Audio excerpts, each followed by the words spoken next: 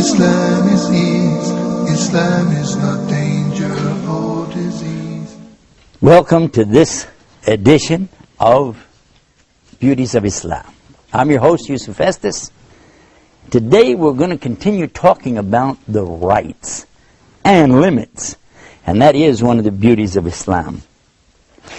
I recall when I first came into Islam that I was pretty much impressed with some of the Western teachings and some of the incidences that were taking place at the time. People were talking at that time about the rights of children, children's rights. And I remember thinking that that's an important thing. You know, children have rights, and we should find out, what are the rights of children. At the same time, though, I'm discovering Islam, and I'm looking at Islam and asking, well, what about rights in Islam? You claim that Islam is a way of life, Islam is a complete and total package for all times and all places and all people. So is there anything in Islam about rights for children? And it's funny, you know what? Islam is all about rights. In fact, that's one of the keys, one of the most beautiful things about Islam is the rights and limits. That we don't go past somebody's rights. Because, for instance, we give rights to the children. You could say, well, children have all rights, total rights. Now, all of a sudden, the children are telling the parents what to do. That's not a good idea. And it was Prophet Muhammad, peace be upon him, that said that one of the signs of the last days is going to be that the children will actually be superior to their own parents, treating their parents like slaves. This means they would be going beyond their rights, doesn't it? And that's exactly what we've discovered, that today, by going out here and talking about children's rights and promoting children's rights without putting a check and balance in place, it seems as though there's no way to stop the children today. When my mother, who was a school teacher for many years, came home from school one night and she said, I'm going to stop teaching. We asked her why. She said, the teachers have lost their rights. It's all about the students' rights, but the teachers have no rights anymore. I didn't quite understand what she was saying. The gravity of the whole thing didn't catch me until I realized that this is exactly the downfall of a society when you give all rights to one group, but you infringe on the rights of another group. Now, when I grew up many years ago, the teacher had the right to paddle the child if they got out of line. They had a little, like a ping pong paddle or something like that, and they would paddle you with that if you misbehaved. But then they passed a law and said no teachers can use this paddle anymore. Well, then what happens? Well, some of the teachers, they would try to swat the child with their hand. Well, they made a law against that as well. They said, no, you can't do that. That's not going to work. So now the teacher has no way to say anything over the student. They can't stop them. In fact, it got to the point where the students would challenge the teachers and say bad things in the face of the teacher and say, what are you going to do about it? Well, what could the teacher do? What can they say? Because here you are, you're trying to teach a class and you got students that will just stand up and say anything, do anything, and what can you do? It got to the point where some of the students were actually striking the teachers. Now that became a serious problem. And of course, then the students began striking each other, hitting one another. And now who can stop them? Because if you put your hand on the child, maybe you grab them too tight, you leave a mark on them or something, they can go to the authorities and you can go to jail. You started out in the morning as a teacher, you wind up at night as a jailbird. Because why? Because you don't have any longer the right to discipline the children. Now, according to the Bible, and that was one of the things that I was very impressed with, of course, in those days as a preacher in Christianity, we find the teaching that's very clear, if you spare the rod, you'll spoil the child. And I always derived the meaning out of that it meant that you have to use the rod, at least to let the child see that you're in authority here, Then the child will behave. Otherwise, they don't see any reason to follow the rules because there's not going to be any punishment if I don't, so who'll stop me? Spoil the rod, spare the rod, spoil the child. That's what it says. Spare the rod, spoil the child. But when I got to Islam, I said, well, what does that teach? They said, well, in Islam, you're not allowed to pick up a stick and beat children. That's not permissible anyway, so we don't have that. But we do have the thing where we teach the children from early on the proper respect for authority. And this is instilled on the child from the time that they're able to move around, that time they're able to start thinking. They learn what they can do and what they mustn't do. This is pretty normal amongst most homes. You know, you see the mother, she'll say, no, no, no, no, don't do this, don't do that. That's normal, and it's good. Of course, in an Arabic home, they will be saying, la, la, la, la, la, la. It's the same meaning, don't do it. But as they get older, and they begin to talk, speak, think, and converse with their parents, that's when the importance of teaching rights and limits really comes into play.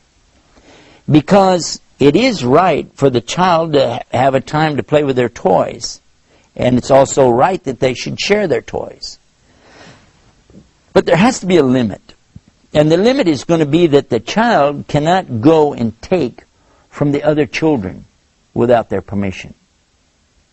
So we begin to teach them about asking permission. I remember one of the things that my dear friend Muhammad Abdul Rahman, who was the one who helped me get to Islam, that he taught us this by example. He was very good at giving examples of things so you could see it. One day he went to my daughter, who was about 6 years old at the time, and he asked her if she would like to borrow $1. I said, you borrow $1? She said yes, so she borrowed the $1 from him. She borrowed $1. He said, okay, and you're my witness. I was a witness. Okay, you got a witness, you borrowed $1. A couple of days later, he asked her, do you have $1? She said she had 4 quarters. He said, okay, can you pay me back the $1 you owe me? She said, okay, and she gave him back the 4 quarters. After she went on to play, I asked him, what was that all about? He said, didn't you get it? I said, no, I don't think I understand what's going on. He said, okay, I was teaching her that if you borrow something, you must pay it back. But you don't pay it back with anything extra. For instance, if she would have said, thank you for loaning me $1, here's the $1 back and maybe a piece of candy, he said, I wouldn't take it. That would be wrong in Islam. That goes beyond what's right. The rights of borrowing are that you give back exactly what was borrowed without anything extra with it. Otherwise it would be called riba or usury. And I thought, whoa, you're teaching a child something, this is too complicated. You're starting out a little kid. He said, no, this is when it's starting. And I thought, will that really work? Well, I found out about it later. Some years later, it happened at the time of Ramadan, and they have this festival called Eid al-Fitr. And this is the celebration after Ramadan. And one of the things that happens is the children go around and smile real big in the parents' faces, and they give them candy, they give them gifts, and they give them money. And my daughter, sure enough, she came running up to me, Daddy, Daddy, look what somebody gave me. It was a $100 bill. And I looked at that $100 bill and I was thinking, wow, we can buy her clothes with this. She can get, some toys with this. Maybe we even buy her, an outfit. We can, so many things I was thinking about could be done with that $100 bill. But she went over to the masjid, the mosque, it's called masjid, to a box that was there for donations, and she put the whole $100 bill in that box. I said, what? What'd you just do? She said, I put it in there. I said, why? She said, I always wanted to have $100 to put it in the masjid box, because so many times people talked about things that we need, things that the masjid needs, things the school needs. She said, and I knew I didn't have any money, but I knew if I ever got $100, I would put it in there, and I just got to do it. Isn't that good? And I thought about it. I said, look at this. This child has understood something better than I did. Whereas I was thinking we could get her some clothes, we could get her some toys, candy, gum, things like that with the money. And look at what? She's understanding value, a value that's a higher level of value, not just dollars and cents.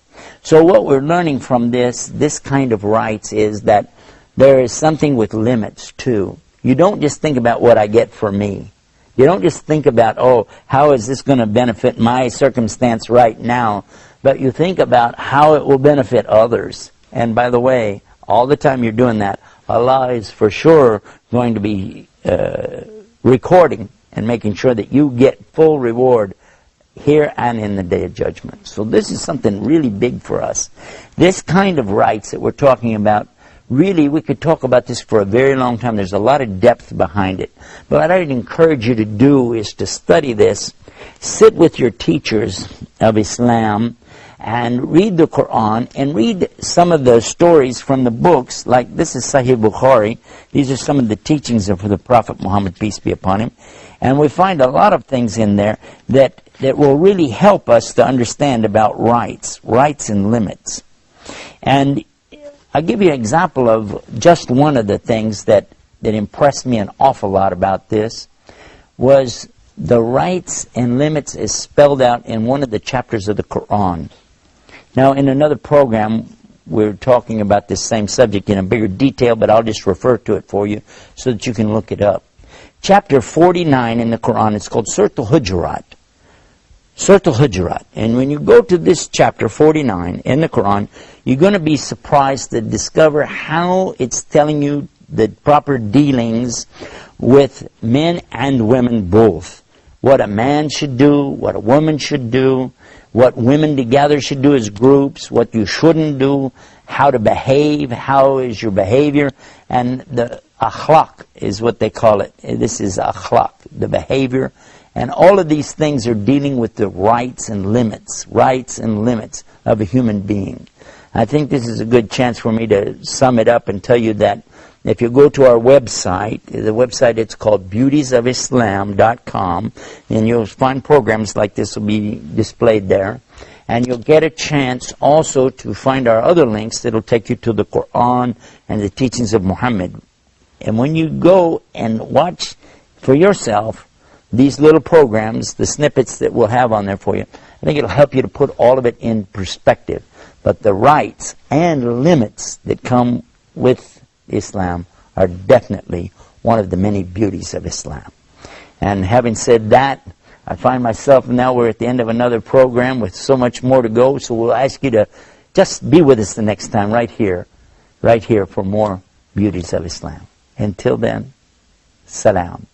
Islam is peace, Islam is ease, Islam is not danger or disease, Islam is love and prosperity, Islam is not hatred or adversity, Islam is neither maze nor grace, Islam is giving Allah all praise, Islam is keeping up the pace, Islam is for every race. Islam is peace, Islam is ease, Islam is not danger or disease, Islam is love and prosperity, Islam is not hatred or adversity, Islam is neither maze nor grace, Islam is giving Allah